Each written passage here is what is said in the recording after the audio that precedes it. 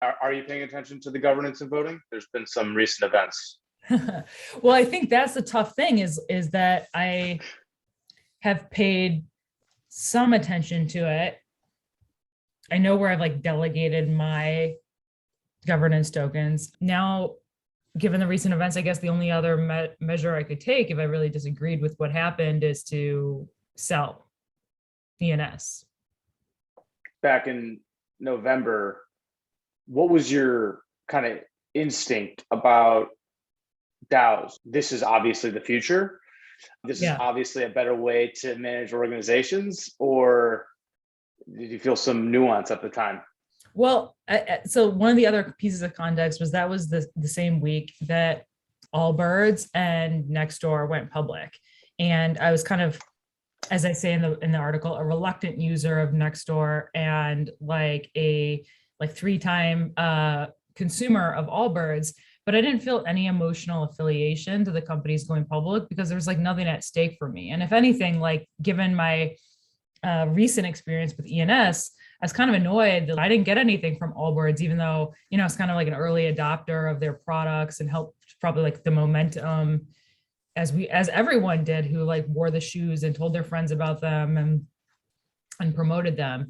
And what I thought was obviously the future and still do is that companies that can harness the will of the crowd to and give them potentially like more ownership will be potentially much more successful, and that would become market standard. And I think what we're going through with ENS right now, and maybe with like DAOs and crypto in general, is people have been through enough rug pulls that they can either like, you can either get cynical or you can say, hey, this is, and I like Packy's framing of it in one of his blogs where he was like, okay, we are like learning on a low stakes game right now, so that when this gets higher stakes, people will have gone through the learning and they'll know to pay attention to the legals and like nuances of the governance. And I think the reputation of who's involved in the projects more, because that brand and that integrity is going to matter.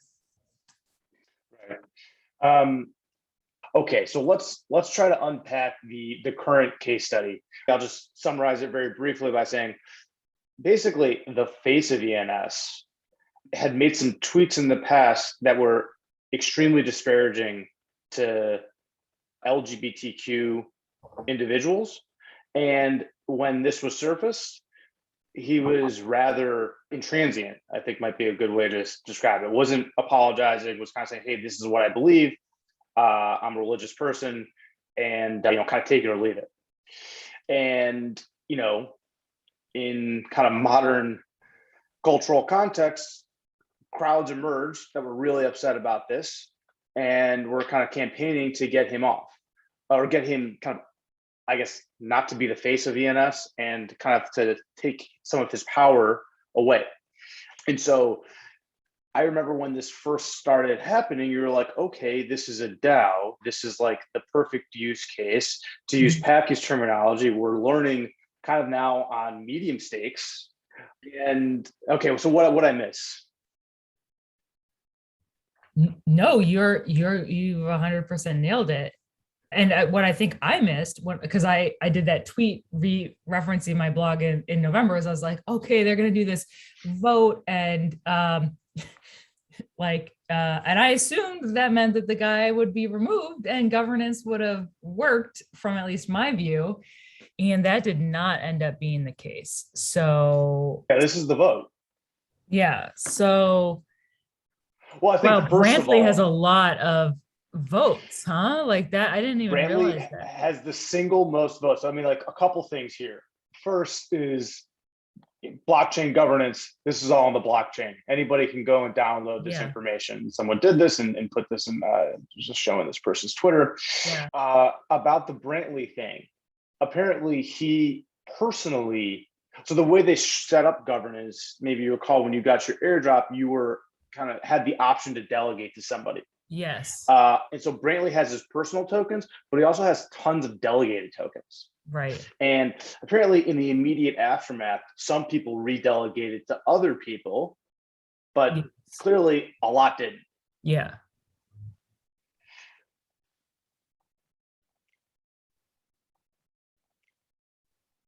The other big question I have from here is like, what is Coinbase and Rainbow and Mike Damaris doing or thinking here?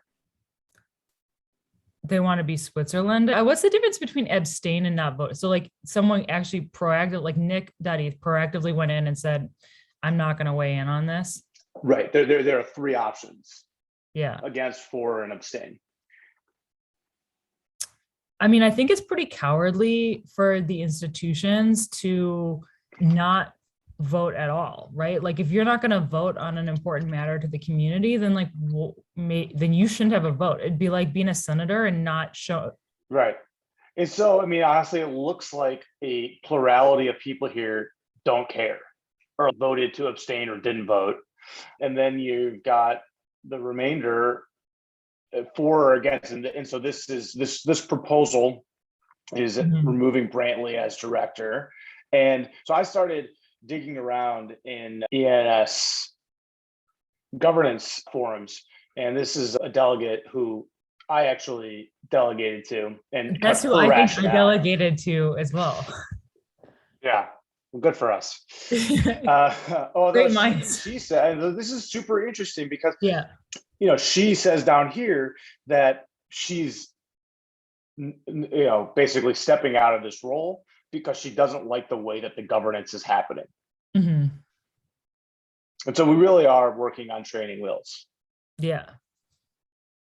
What's interesting is like it continues on, right? So it continues on. Or the question that will be ahead of us for a long time is, you know, are DAOs useful? Mm-hmm. Exactly. Are these things that use blockchain governance going to be useful? I think it's obviously the future, but clearly we are in our growing pains period. Well, now you know who you can put pressure on, right? Which is better than if it's faceless. Right. Well, so that's kind of the thing. I mean, is the status quo faceless? I think if you wanted to click all the way through and see who the shareholders were and who the directors of companies were, you could figure that out. Well, one of the things I've thought a lot about is, you know, both of us are in ed tech and have been ed tech investors. And I was like, wow, Ontario teachers pension or Texas teachers retirement fund. I bet that base of people is like 80% women. And yet all of their capital is managed by men. Right. There's, I think, lack of transparency into lack of alignment. And lack of alignment over, you know, people, and, you know, maybe those teachers like don't care, but also it's like, I think they probably don't know. Well, since you mentioned teacher pensions investment arms, did you see about the Kentucky teachers pension? That was aren't they invested in like yeah, Russian oil companies? That's one of the largest investors in some Russian oil company, and their stake went from like 800 million to like 100,000 overnight. Yeah, I did see that. Yeah. I don't know if everything needs to be connected back to blockchains, but you know, if everything's on a blockchain, you're not going to have questions about where your money's going. You're not going to have. You can trace back who's investing in what. Maybe that's dystopian. Maybe that's marginally better to have more transparency. Yeah. In the context of the DAO paradigm, or rather the blockchain paradigm, more and more of this stuff will be transparent or accessible to people who are interested. And, you know, it's almost like a free market of information.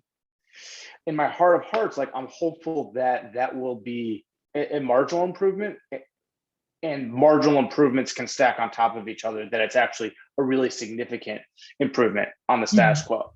But I think with ENS, we're seeing real time that I think in the ENS case study, this is marginal improvement. There's an open public conversation. Yes. You know, we can look at this voting chart. We can kind of call out Coinbase and Rainbow. It might not be the outcome or result that we might want or other people might want, but at least there's open conversation. And that is enabled by this underlying infrastructure of open data on the blockchain. And just to go a little further, and open conversation on Twitter. Like Twitter is such an interesting public town square. Right. Well, I think it's part and parcel of the same thing. I mean, there's this discussion of like Web 1 versus Web 2 versus Web 3, which I think gets it completely wrong. It's all the information revolution. It's all the shift from analog to digital. It's all about compressing information and making it more information available for more people. Blockchain's part in this puzzle is making information reliably scarce so that it can have value. Mm-hmm. And so Twitter is obviously part of this like open information ecosystem. It's not one without the other. It's this tapestry of different open, transparent information infrastructure that crowds are basically doing their thing on top of. Yeah. I think the crowd thing is like that's the phenomenon to kind of try to understand. And it's also interesting because like, you know, if you were to take a straw poll of people on Twitter leading up to this Brantley vote, it would be like, oh, there's no way he's going to make it. But power lies where it lies, and the vote happened the way it did. Yeah. I always think it's interesting in these like Twitter viral moments, how many pseudonymous or maybe their bot accounts like come out. And I think that like I don't actually have data on this. I'd be interested in this if the pseudonymous Twitterverse is on the rise, because I hear people very openly now talking about their Twitter pseudonym. I got my first anonymous submission to my weekly newsletter this week. And it's, I don't know if the content matters as much, but it was a, you know, the title was Startup Casanova, and it was an open letter to founders being like, rip good times, time to batten down the hatches, winter is coming, just so you know. And I think it's an interesting perspective, an important message. And even the way that it is anonymous, I think is interesting. It's interesting that someone feels like they can't say that message themselves. The biggest mentor of my career is this guy, Sir Michael Barber, who was, he's like a longtime government official in the UK, and he built a unit under Tony Blair called the Prime Minister's Delivery Unit that helped a prime minister, so an elected official, work with the civil service in the British government to achieve their objectives. And so he kind of is like a master class in how you use power in government systems to be able to get things done and the trade-offs that are required. And I lived in the UK for 5 years, and sometimes I watched him and maybe I even joined a couple times, like give evidence to UK panels and like saw the way that those like systems worked. And I guess I would say I was really impressed. But I think that the challenge with those systems and our current era is that things move so fast. Right. And then also the traditional governance or government systems have not, like, one of the problems with government is that every time some issue happens, they come out with a rule, right? They're like, well, no one can ever do this, or no one can ever do that, or you can't do this without permission. And then all of a sudden you have like all these vetoes and rules. And so then no good person who wants to be a leader or show judgment is going to work in a system, right? Because they're like, okay, like there's nothing intellectual here. I'm not being used for my like skill. I'm not respected as a professional. Right. And so they leave. They've like opted out of the public service. Correct. Yeah. Like the civil service is just decimated of all of its talent and like ethical operators, you know, who have been kind of like overrun by politicians, essentially. So what's the lesson for DAOs or org governance? You know, what I think is interesting about some of the DAOs that I've seen that seem a little bit more mature. So like one that we're both a part of is Cabin DAO. And the way that they elect stewards for like that might be full-time for a season. And so I think that those stewards are really, and their election process is really important because they are essentially like the civil servants of a government. Like they are taking action on behalf of the voters and setting the tone. Sounds familiar. Yeah. Someone asked like a while ago, are there any good examples of civics or society projects that are DAOs? And I was like, yeah, like the United States is a DAO.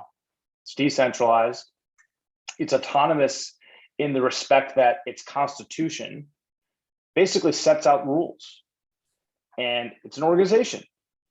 And, you know, the parallels, I mean, it's just endless, but like, it's a good thing we don't have some crazy Twitterati running the show right now with the nuclear, you know, a nuclear standoff. And that we have layers of governance and, you know, to use the term of art that's emerging, meta governance. Our problem with the United States and many other democracies is, forget exactly the phrase, but it's something like we have governance protocols that were designed in the 1st century running on information protocols designed in the 15th century for 21st century technology. This stuff is kind of coming to the surface. Although our system is extremely resilient, I am kind of a little concerned that, you know, the rate of change and how slowly our political system reacts. And we still have these 4-year cycles of presidential elections, but it's held up rather well. I've been reading The Gun, the Ship, and the Pen. It's about how constitutions kind of remade the Western world and where they came from. And just got me thinking that like DAOs, their core document is a constitution. If you want to be autonomous, it basically means like, hey, here's the protocol. I mean, I think autonomous is a bad term for what DAOs are because it's too technical and it's not necessarily descriptive unless you use it in the very general sense of, hey, the United States runs autonomously. Every 4 years there's an election. Every 2 years there's an election. This branch has this power, this branch has this power, which is really what, you know, these social DAOs need to become. They need to kind of create their own governance processes and arms and stewards. So we have a lot of examples to look at. Yeah. Yeah, I think it's really powerful when you can kind of like vote your leadership out of office. So like, I think McKinsey or like these consulting firms are interesting DAOs, if you will, because, you know, McKinsey's governed by a shareholders council of like 18 senior partners. And yeah, they elect a managing partner, but like that person is elected every 6 years. And the last one was voted out at, you know, after one term. Like I think you can have 2 terms, and people also like age out. I think like 55, like you've aged out of McKinsey or something. That's part of the algorithm. You're over 55, you're no longer matter. Well, part of the system is that you have to make room for new people. And so like, as we see in our own government, like, I mean, you could just be good if we had that role in our government. Yeah, exactly. Like when you're like a senior partner, you've been at the firm for 30 years, like it's very easy to like coast by and you have all these relationships. It's very brilliant the way they redid the governance. And so if you ever look into the history of McKinsey, which I recommend, is like this guy, Marvin Bower, actually like took over and reconstituted the governance because whoever it was, like McKinsey kind of ran it into the ground. And then this like Marvin Bower character like reconstituted it and put in all of these changes to make the system They had to bring in a real operator to fix McKinsey. Yeah. So I guess that brings us back to the first discussion point, which is ENS. So what meaning are you making of the latest in the ENS saga? I think there's like a probability that it jeopardizes the excitement around the experiment. And as like more layer ones come up, like, why not have a Katelyn D.Sol or, like it makes me a little like less invested in my .eth. I think it will also maybe fragment some of these ecosystems when they see someone like Coinbase or like Rainbow, like a faceless corporation, begin to get a lot of votes. Try to account for that under marginal organization governance improvement, in the sense that, hey, we're thinking about it. There was an action that was taken. It's gotten a lot of discussion. We're talking about it. Yeah. Might not be what people wanted, but they have, in Balaji's term, the right of exit. Although I don't know if ENS is so foundational that there can only be one. Can you fork ENS and actually make it meaningful? The second thing is, I don't know if you've been clicking around on the ENS governance forums, but it is just such a brain damage to get up to speed on what is going on. You need to read massively long threads. And I'm assuming that most people who are still delegated to Brantley, for example, or Coinbase or Rainbow, or these other people that didn't vote, don't really know what's going on. And so I know it's kind of not in vogue to talk about DAO tooling anymore, but definitely could be some better governance tools to make active participation, maybe not active participation, but like know what's salient and know what action you can take as a holder of the token. Yeah, you'd think like, one of the very classic bounties at most DAOs is like, do this research and write this Twitter thread or write a blog or something. And you'd think that what you would build into some of the systems is be like, when there's ever a significant event at the DAO, we're going to have 3 different individuals or whatever the number is, write a summary for our community about what's going on and what the decisions are and why you might come at it from one angle or another. I think doing a good job of that. But Cabin, like is run by adults. Like I think that guy, John, is like a very experienced operator and has some real integrity behind him. Right, for sure. I mean, you learn very quickly that holacracy and anarchy is not going to be an effective mode of governance pretty much in any real world environment. And you need like good managers, good operators. That being said, towards this kind of incremental improvement based on the blockchain and the internet, I think what's interesting about DAOs is they allow all these people to come in and can take advantage of them. And so that's really the tension, is like, how do you have smart core leadership that does its thing, but still allows this incredible thing of internet crowds showing up at their doorstep saying, hey, like, we like what you're doing, or we want to help, or we want to, give our 2 cents, which is usually where things go bad. Yeah. Well, I think the other governance structures that we haven't covered, which I think are really interesting to the two of us, are education ones. So like, how do you remake the modern university, and, which the university and the structures of education have always been so fundamental to modern society, right? How people learn, from each other, like, how do you share and spread knowledge? Like, if we're going to solve any of these global challenges, or, I'm always impressed that like how many people are like tech, optimists, and then like think of education is like, you're like, all right, on your priority list, like education is like the bottom of the barrel, because they almost like thumb their nose at whatever education system they've had. And you're like, yeah, but for Right. the vast majority of people, actually, that education system really matters a lot. And like, if we're Right. gonna have a successful DAOs, you have to have an educated populace with like ethics and integrity and a shared Yeah. spirit of humanity. And to do that at scale requires institutions. I'm certainly a fan of education. I'm a believer that, as Zach Stein says, education is the meta crisis. It is upstream of all other crises. Mhm. If we want to solve climate change or our politics or the epistemological crisis, things like that, we need to get education right. It's interesting. You were describing the UK, and I'm not sure if this is exactly what you said, but what I heard was it's kind of like a veto-ocracy. It's easy to veto things. Basically, the governance structure you have there is faculty governance.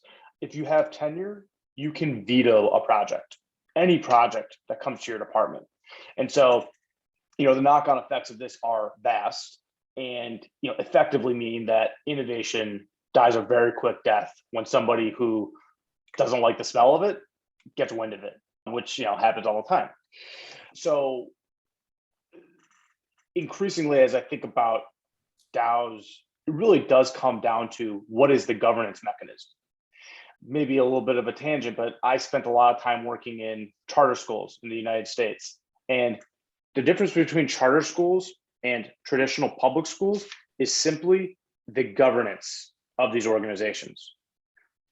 Charters are awarded to operators and they Yes. can govern their schools the way that they want, versus traditional schools are governed by the superintendent and the kind of existing system. And so really, the only distinction between the two, and like there are many distinctions once you look at culture and curriculum and model, but the only distinction that matters is how they are governed. And so I think for the higher ed crowd, it's very salient. How are they governed? And the governance feels very entrenched. It's like written into state legislatures that faculty governance is kind of how business needs to be done. So all of that to say, I'm very inspired by the founding of what is regarded to be the first university, the University of Bologna.